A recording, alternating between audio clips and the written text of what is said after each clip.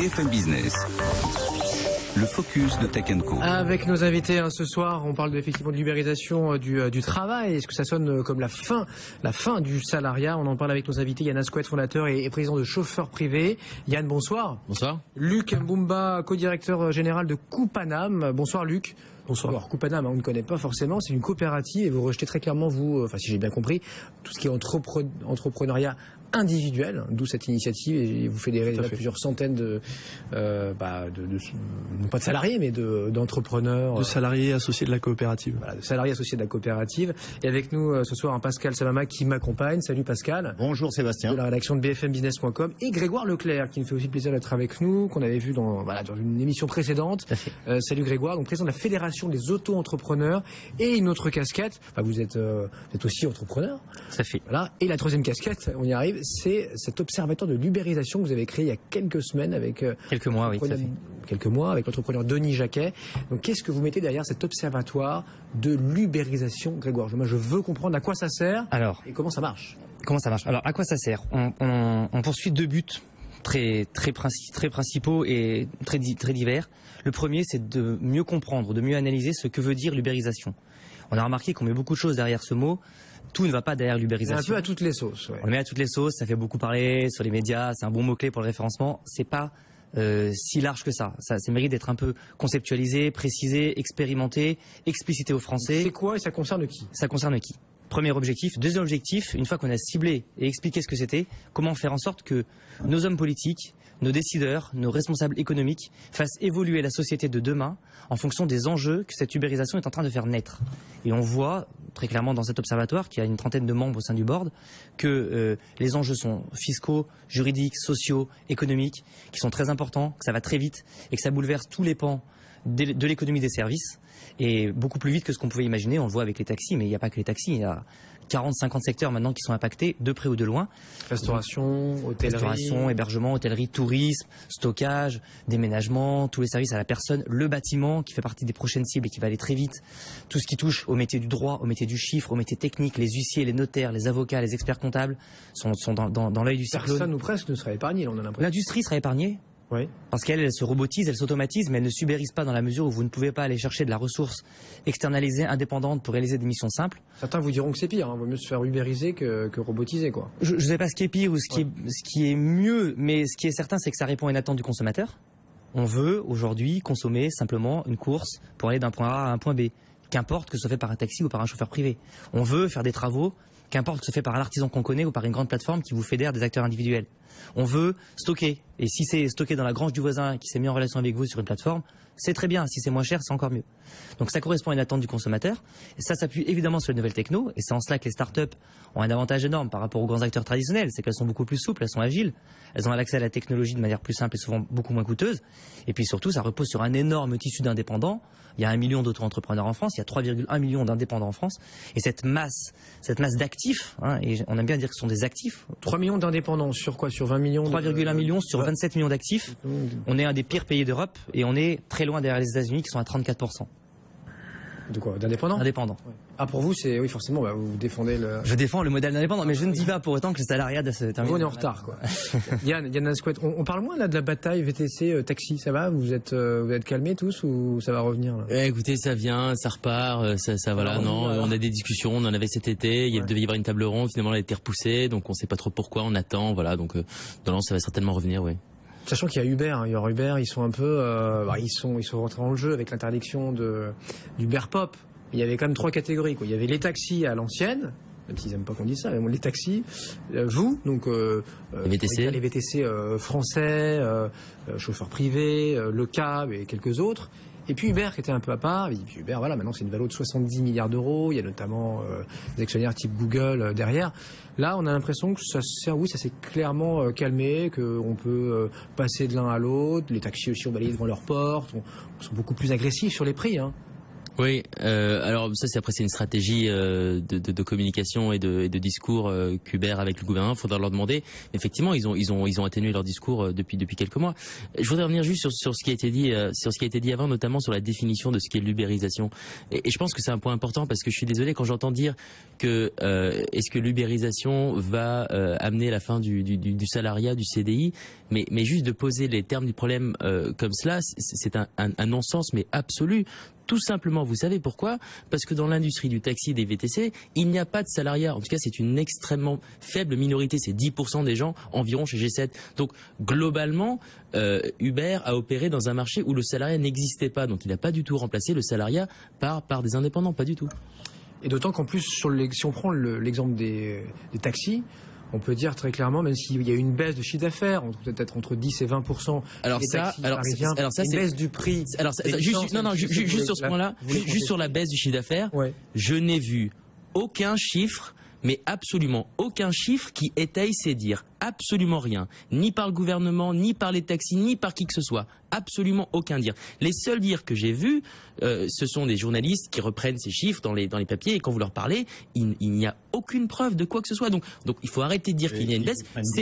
Ces chiffres. Pascal, c'est les taxis qui les déclarent. C'est déclaratif. C'est absolument déclaratif, sauf que vous savez quoi, c'est extrêmement simple à vérifier. Il suffirait de prendre les déclarations de revenus de ces chers taxis et de constater qu'il y ait ou pas de baisse. Sauf qu'après, évidemment, se pose une autre question qui est quel est l'écart entre ce qui est déclaré et les réalités et est-ce qu'elle va absorber ou pas la baisse. Donc ça, c'était tout un autre sujet. En tout cas, quand on parle de la baisse du chiffre d'affaires, je tiendrai jusqu'à dire que je n'ai toujours rien vu. Je ne dis pas qu'elle n'existe pas. Et sur le prix de la plaque, là encore, vous aviez dit ici, sur cette même antenne, il y a à peu près un an, non, moi j'ai vérifié, ça a à peine baissé. Alors, à l'époque, j'avais vérifié, je n'y retourne pas tous les 6 mois, j'ai autre chose à faire, donc je ne suis pas retourné depuis un an. Pascal, on est très curieux d'avoir on a fait un article il y a quelques semaines qui dit que oui, ça a baissé, elle est à 180 000 au lieu de 240 000 il y a environ un an. 240 et elle est maintenant à 180. Alors première chose, des chiffres. Je vous en, je allez-y, si vous êtes allé au Morillon, si vous avez vous-même pris les photos du registre dans lesquels les prix sont enregistrés, je vous invite à le faire si c'est pas le cas, si c'est basé sur le chiffre des taxis. Je dis pas que c'est pas le cas. J'ai eu la rue des Morillons sur ces chiffres. C'est pas un taxi qui me les a donnés. Alors nous, quand on les a appelés, ils nous ont dit qu'ils ne pouvaient pas les donner, qu'ils étaient consultables. Peut-être qu'ils vous les ont donnés à vous, nous ils n'ont pas voulu, donc on a dû y aller. Donc ça c'est concernant la façon de récupérer les chiffres. Et concernant ensuite la baisse, je noterai qu'effectivement il a atteint un pic, le prix de la plaque a atteint un pic de 240, mais il a oscillé, on va dire, assez longuement autour de 2 ans, sans rentrer dans quelque chose de très technique. Et puis ça vient de zéro, il faut quand même le rappeler aussi, ce sont des licences qui sont données gratuitement à la base. Hein. Après les taxis, en font un business. Et même pour ceux qui l'ont acheté, elle a fait environ x2, donc 100% entre 2002 et 2012. Donc c'est un bien qui a explosé en valeur. Voilà. Mais en soi, Grégoire Leclerc. En fait, il faut bien comprendre que économiquement, on revient à une juste valeur des choses. Il n'y a pas d'actifs. Dans la plaque d'un taxi, il n'y a pas d'actif. Il y a le prix d'une voiture. Il n'y a pas le prix d'une plaque. Le prix d'une plaque, ça ne veut rien dire, ça n'existe pas. Donc, en fait, on reparle d'économie réelle quand on parle de ça. On distribue pas. On peut dire aussi dans un commerce, il y a le prix du bail. Un commerçant qui vend du pain, il paye des locaux, un pas de porte, bien sûr. Il paye quand même. C'est immatériel. Oui, mais à la limite, cet actif, on le paye dans le prix de la baguette. Sur un fonds de commerce, on peut le mesurer. Sur un taxi, c'est quand même très simplement pour le mesurer. La différence très simple entre un taxi et un VTC est là où la plaque a une vraie valeur économique. Après, quelle est cette valeur? Vaste question. Je ne répondrai pas. C'est simplement qu'un taxi, par le fait qu'il ait acheté une plaque, peut travailler dès le premier jour avec des clients en direct. Il a acheté une marque, une visibilité, qu'il met en contact avec des clients sans qu'il n'ait à payer un intermédiaire. Or, le VTC, justement, il n'a pas cette charge, il n'a pas cet investissement à faire, mais en contrepartie, il doit payer des gens comme moi. Puisque moi, j'investis lourdement en marketing, mais je me prends une commission. Le taxi n'a pas besoin de faire cela. Vous prenez quoi, 15-20%, tout cela? Exactement, 20%. Oui. Luc, vous, chez Coupanam, est-ce que, quel type de personnes viennent vous voir, viennent adhérer à la coopérative? Est-ce que vous avez, je sais pas, par exemple, des VTCistes, là? Non. En réalité, on n'en a pas. Alors, à Coupanam, on accueille, aujourd'hui, on est à peu près plus de 800 personnes qui ont décidé finalement de ne pas choisir entre l'indépendance précarisée et le salariat totalement subordonné. Donc, on est dans une structure qui est organisée démocratiquement, où les personnes arrivent, sont professionnelles et maîtrisent un savoir-faire avec lequel elles souhaitent vivre. Et nous, on leur permet, dans le cadre d'une entreprise partagée, de réaliser leur activité, de se salarier à partir de leur activité, mais finalement de s'organiser de manière autonome, tout en étant protégées socialement, puisqu'elles sont au régime général des salariés, ce qui n'est pas quelque chose d'anodin. Et il faut le rappeler, parce que si on parle d'ubérisation, il y a aussi toute cette question-là, du droit du travail, du droit social et de la protection sociale qui est liée. Donc ça, c'est un élément important.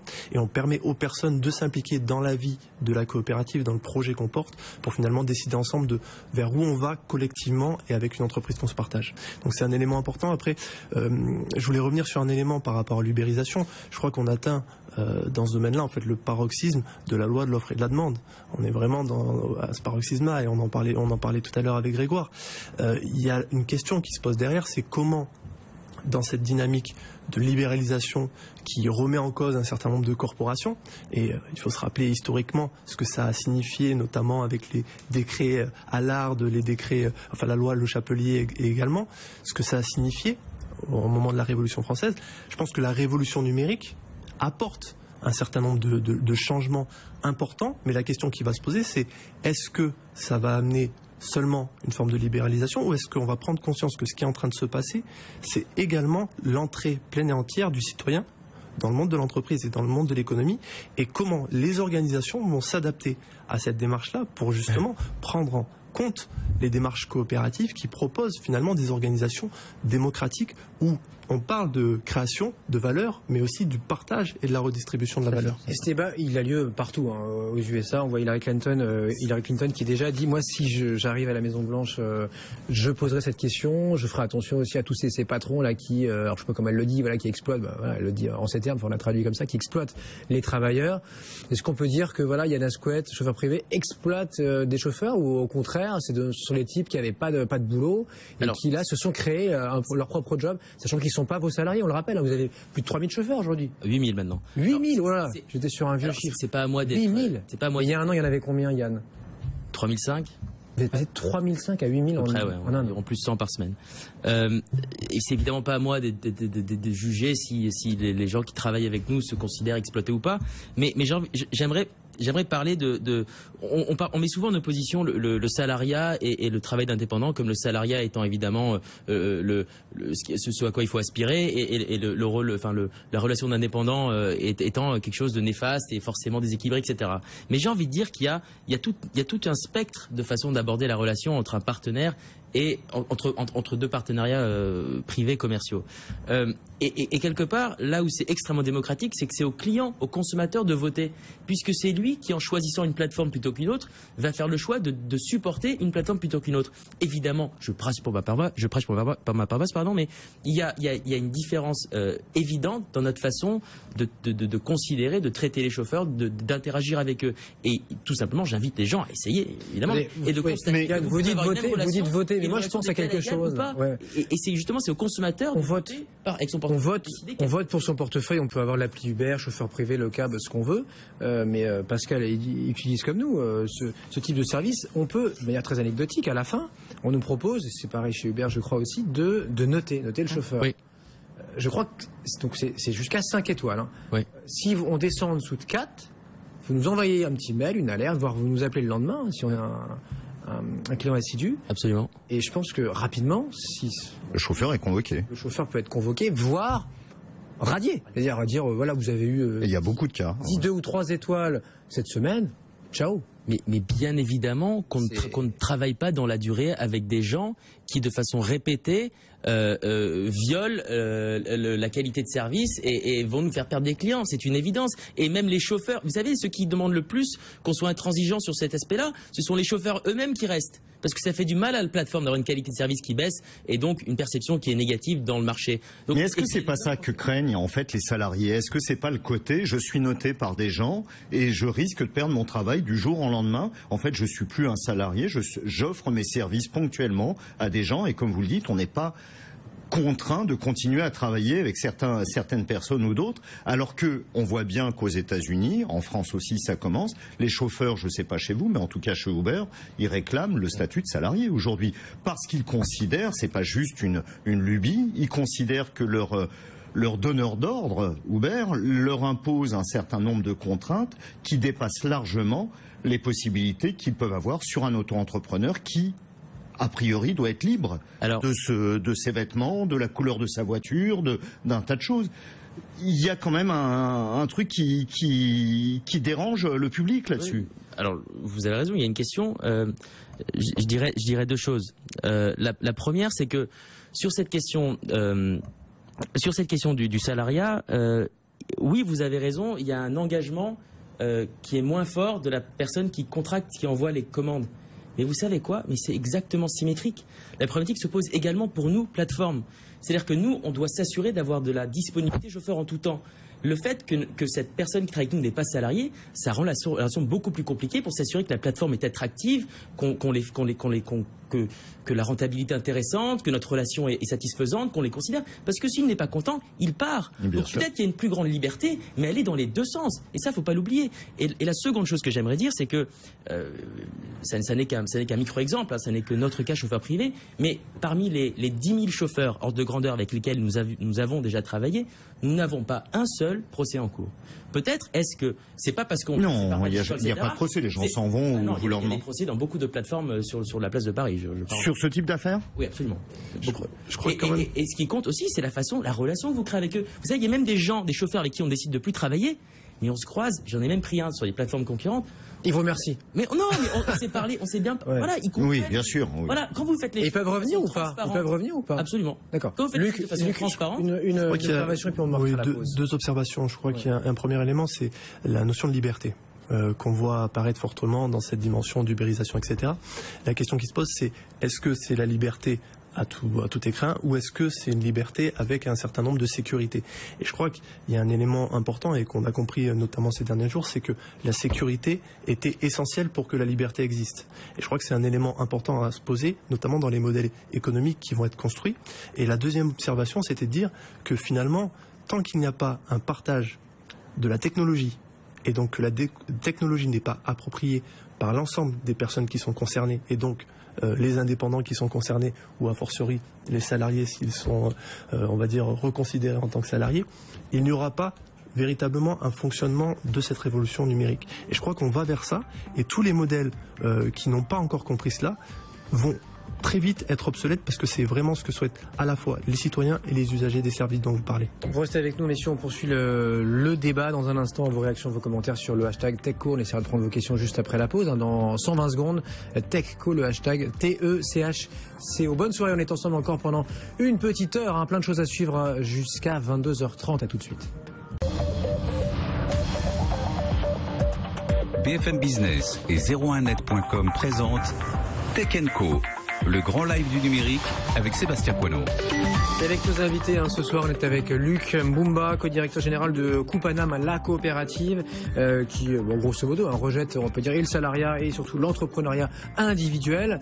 Yann Asco est avec nous, chauffeur privé, un fondateur et président de chauffeur privé, Grégoire Leclerc, pour les auto-entrepreneurs et l'observatoire de l'ubérisation. Bon, Yann, on parlait de chauffeur privé tout à l'heure, on va pas faire un débat sur le taxi, mais on note quand même qu'à San Francisco, là où est né Uber, même si l'idée a germé dans la tête de cet entrepreneur, du patron d'Uber ici à Paris, c'est bien donc à San Francisco que ça a vraiment émergé, un petit peu avant 2010. Et bien on a vu là depuis quelques mois le nombre non pas des plaques là-bas, mais des licences de taxi repartir à la hausse. Écoutez, je le savais pas, mais quand j'arrête pas de rabâcher qu'il faut s'attacher aux faits et seulement les faits, et qu'on observait qu'à New York, je pense qu'il y a environ 12 à 18 mois, alors que Uber et les sociétés similaires sont lancées depuis même avant la France là-bas, que des plaques se vendaient à des prix records d'1 million de $, mais le mot-clé c'est record.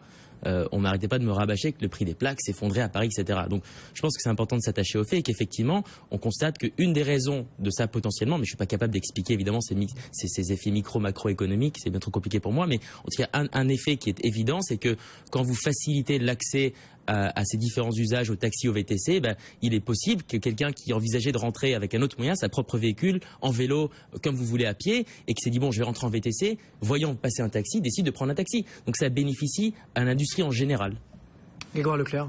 C'est exactement ça, avec deux éléments, en fait, deux leviers. Et on a un économiste qui l'a un peu décrit dans l'observatoire. Le premier, c'est que effectivement, vous redonnez de l'élan à un secteur qui, notamment chez les taxis, mais pas que chez les taxis, chez les hôteliers ou même dans le bâtiment, vous redonnez de l'élan à un secteur qui allait pas bien, qui en tout cas a été déprécié, en tout cas dans l'image publique et dans l'usage que les Français ou les utilisateurs avaient envie d'en faire. Et puis la deuxième chose, c'est que vous redonnez un coup de jeune à la manière dont on exerce cette activité. On voit bien les taxis parisiens. Ils ont quand même créé leur propre appli, ils ont quand même baissé leurs tarifs, ils ont quand même créé des tarifs nocturnes. Ils mettent des costumes. Ils mettent des Alors que les costumes. types d'Uber et tout ça Donc- sont bourgeoises et reviennent en jean maintenant. Bientôt, on va voir l'inverse, on va voir les Ouais. taxis d'Uber qui vont être méchants. Mais on voit bien que finalement, pendant 30 ans, ils n'ont pas bougé. L'arrivée sur un monopole d'une concurrence dynamique qui propose un service et une expérience client meilleure les a secoués. Alors ils ont fait une erreur de départ, ils ont baissé les prix, ils ont détruit de la valeur, ils ont cassé les VTC, ils ont perdu en notoriété et en image publique. Mais aujourd'hui, et le secteur et la manière d'exercer l'activité en sortent vainqueurs. Et je pense que ça sera pareil pour les hôteliers. On va reformer comme ça, on va redorer le blason de métiers très vieux qui ne se sont pas remis en question. parce que Paris, des- capitale d'Airbnb, pour les hôteliers, ça passe mal. Hein. Alors, c'est marrant parce que hier soir, j'étais en conférence à Digne, enfin, à Gréoux-les-Bains, pour être très précis, dans le Vaucluse, enfin dans le 04, en l'occurrence. Et à Digne, les hôteliers disent, on a 151 chambres Airbnb concurrentes de nos hôtels. Mais la première réaction de ces gens-là, elle est intelligente. Ils se disent, ben, c'est clair, il faut que nos hôtels soient meilleurs, soient plus sympathiques, plus attractifs, qu'on refasse les sites web de nos boutiques, qu'on baisse les tarifs un petit peu, mais surtout qu'on augmente la qualité. Le petit-déj va être plus complet, l'ambiance va être plus chaleureuse, etc. De manière à ce que Airbnb soit pas le seul à proposer des chambres. 151 chambres, c'est autant que ce qu'il y a en chambre hôtelière à Digne. Ouais. Donc c'est pas qu'à Paris, c'est partout. Pascal. En fait, est-ce que le fond du problème, ce serait pas d'organiser, de mieux redéfinir le métier d'auto-entrepreneur? Est-ce que l'auto-entrepreneur est un salarié sauvage? Je ne crois pas qu'il soit censé faire ça. On sait que ça va se développer. Est-ce qu'il ne faut pas aussi couvrir socialement aussi? Il va y avoir des différences. On sait très bien qu'un auto-entrepreneur n'a pas les mêmes garanties sociales qu'un salarié normal. Il va falloir quand même peut-être l'organiser. Ce que Emmanuel Macron veut faire dans sa loi Macron 2 avec son projet Noé. Exactement. Ouais. Grégoire et après Luc. Rapidement, il y a deux éléments de réponse. Le premier, c'est évidemment l'économie sociale et solidaire. Oui, déjà, ça Je vais pas en parler parce que je ne suis pas un spécialiste. Le deuxième, c'est effectivement les propositions à faire pour, quand on dit refondre le contrat social ou repenser le modèle social, c'est ça. On peut pas passer de 1,5 ou 2 millions d'indépendants à 3, 4 millions d'indépendants et garder la même protection, on va dire la même précarité sociale qu'il peut y avoir dans certains cas, tout en se disant que finalement, c'est quand même aujourd'hui le premier moyen de revenir vers l'emploi. Le premier moyen de revenir vers l'activité. Et d'ailleurs, quand on fait une conférence sociale, est-ce bien normal qu'on invite que les représentants de salariés, alors qu'il y a 3 millions d'actifs qui ne sont même pas dans les débats sur le dialogue social? Et la meilleure preuve en est que quand on a besoin, en tout cas quand les chauffeurs Uber ont besoin de se faire entendre, qu'est-ce qu'ils font? Ils se syndicalisent pour recréer l'esprit originel des syndicats de 36 en disant, nous on se syndicalise pour défendre un intérêt commun en tant qu'indépendant, pas en tant que salarié, en tant qu'indépendant pour demander à la plateforme des gestes envers nous. Mais ils se syndicalisent comme des salariés, ils rentrent pas au MEDEF. Oui et non. Ils ont un syndicat qui est plus ou moins... Oui, qui est particulier, bien sûr, particulier. mais ils ont cette attitude. Luc, vous voulez Exactement, et ajouter quelque chose, je tiens à préciser réponse à que Pascal. les syndicats justement se posent un certain nombre de questions et se disent qu'il y a véritablement un champ à investir pour mener un certain nombre de combats qui permettent de protéger ces travailleurs atypiques qui finalement sont entre l'indépendance et le salariat. Parce que je tiens à préciser, en fait, à Copanam, on ne rejette pas le salariat, on considère qu'au contraire, le salariat, c'est le meilleur statut pour être protégé dans l'exercice d'une activité, mais que néanmoins, le côté de subordination, ce n'est pas cela qu'on défend dans le salariat et qu'on défend avant tout la coopération.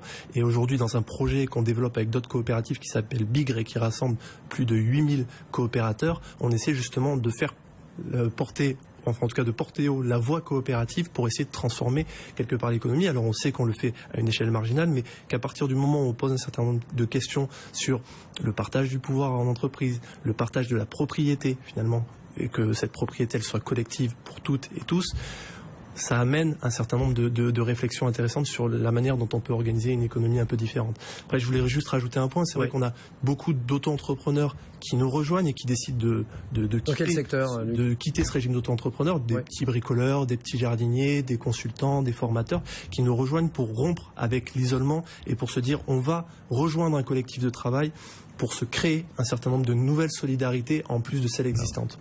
Il y en a qui n'aiment pas cet isolement, il y en a qui le le revendiquent, qui le réclament, Yann, chez vos chauffeurs, j'imagine, enfin ces 8000 là, VTC qui utilisent chauffeurs privés ou d'autres, parfois exclusivement. Certains, oui, sont très contents d'être indépendants, d'être libres, mais refusent parfois aussi ce qu'ils considèrent comme une imposition, notamment le dress code. Voilà, il faut un costume, une cravate rouge. On est croisé un pas plus tard que cette semaine qui me dit, moi voilà, j'adore chauffeur privé, même si j'ai quelques critiques, toujours des critiques sur tous les services sont différents. Chez Uber aussi on l'a vu, il y a une grogne sur la baisse des tarifs, sur la quantité de choses. Et il dit, moi je ne veux pas porter cette cravate rouge, je veux porter mon col roulé, patati patata. Et puis résultat, un jour il vous a dit, je pars. Il a tenu à sa liberté, donc il a dû aller chez Uber ou je ne sais pas qui. Est-ce que vous comprenez qu'effectivement vous ne pouvez pas imposer vos codes comme si vous étiez le patron de la RATP ou d'Air France? Et quelque chose qui est très important, on n'impose absolument rien à personne. On propose une façon de collaborer. On dit voilà, nous on va vous offrir des courses comme ça, on va vous payer comme ça, on va vous demander de faire ça, ci et ça. Est-ce que ça vous intéresse? On a aujourd'hui une liste d'attente de 3 mois. Entre 2 et 3 mois, pour venir se faire former chez nous. C'est-à-dire qu'un chauffeur qui postule chez nous attend entre 2 et 3 mois. C'est que quelque part, notre proposition n'est pas si déséquilibrée, si indécente. Et vous savez quoi? On a poussé la réflexion aussi loin que de leur faciliter la flexibilité vestimentaire. Vous savez ce qu'on a fait? On a pris des cravates qui sont clipsables. Comme ça, la cravate, il la met pendant la course et dès qu'il a fini, il l'enlève. Il fait ce qu'il veut. Mais c'est vrai que, par rapport à notre construction d'image de marque, on demande à nos chauffeurs de porter une cravate rouge qu'on leur fournit et qui est clipsable, amovible en un geste. Ça, c'est de l'innovation, Pascal. Cravate clipsable. Très high-tech. Les coulisses de chauffeurs privés ce soir. Alors, exactement, mais il y a un livre qui est sorti il y a pas longtemps, c'est Bruno Teboul, il est ingénieur chez Kérus, qui est un super observateur. Alors lui, ce qu'il dit, il dit que déjà en 2025, 3,5 millions d'emplois seront détruits à cause justement de ce phénomène d'ubérisation et d'auto-entrepreneurs. Mais ce qu'il dit aussi, il dit que tout ça va créer une hausse de productivité qui peut générer jusqu'à 30 milliards de revenus publics. Et lui, ce qu'il essaye de défendre, justement, c'est que l'auto-entrepreneuriat va faire profiter à l'État et ne va pas tant détruire que ça. Ouais. Mais il dit par contre... De la TVA, de la exactement. Mais il dit par contre que si l'auto-entrepreneuriat et si l'ubérisation va profiter aux consommateurs, elle ne va pas vraiment profiter, il le dit lui-même, aux salariés. Hein. Alors, sur ce sujet-là, c'est un point qui me tient vachement à cœur, évidemment. Quand on parle d'ubérisation, justement, il y a différentes formes. Et il y a une forme qui est clairement différente selon la façon dont on l'aborde, c'est justement la question de la fiscalité. Exactement. Quand on observe qu'aujourd'hui, une société comme Uber ne paye aucun IS en France, ça, on va dire que c'est classique, c'est connu, c'est voilà, comme tous les grands groupes américains, ne paye aucune TVA en France non plus. D'ailleurs, ce qui contribue à un déséquilibre concurrentiel entre nous qui facturons un service avec de la TVA, parfois à des chauffeurs qui ne peuvent pas la récupérer puisqu'ils sont auto-entrepreneurs. Ça crée un déséquilibre manifeste, flagrant et complètement injuste entre des plateformes internationales et françaises qui ne bénéficient absolument pas à l'État. Et pour moi, je suis évidemment complètement biaisé et partie prenante dans cette discussion, mais c'est un scandale sans nom de notre fiscalité. En fait, c'est le grand travail des régulateurs. Oui. On voit bien, alors c'est pas tout à fait vrai quand même, parce que les chauffeurs d'Uber, eux, sont auto-entrepreneurs et eux, ils payent quand même de l'IR et de la cotisation sociale. Donc il n'y a que Uber, en l'occurrence, qui n'en paye pas. Mais on voit bien que la problématique, elle n'est pas que là. D'ailleurs, elle est aussi chez Airbnb. Quand vous avez un service de particulier à particulier, aujourd'hui, en France, aucun système fiscal ne permet de le déclarer de manière sereine. Et aucun prélèvement à la source sur les plateformes n'existe. Le Sénat a proposé ça. C'est pareil pour tout le monde, pour le Bon Coin, pour tous les... C'est pareil pour tout le monde, c'est pareil pour tout le monde, c'est pas nouveau. Non. Sauf qu'aujourd'hui, il y a des plateformes, il y en a 50. Vous voyez la plateforme Pop My Day pour les... Mais jusqu'à quel point, si je vends quelques fringues sur le Bon Coin, je vais pas prendre un statut de fripier. En fait, vous êtes juste un particulier qui vend des choses, concurrence personne. En fait, en France, vous êtes limité à 3 000 € par an. 3500 quelque chose. Donc dès que vous dépassez, ce qui est vite atteint, une chambre Airbnb, vous faites 15 nuits et vous les avez.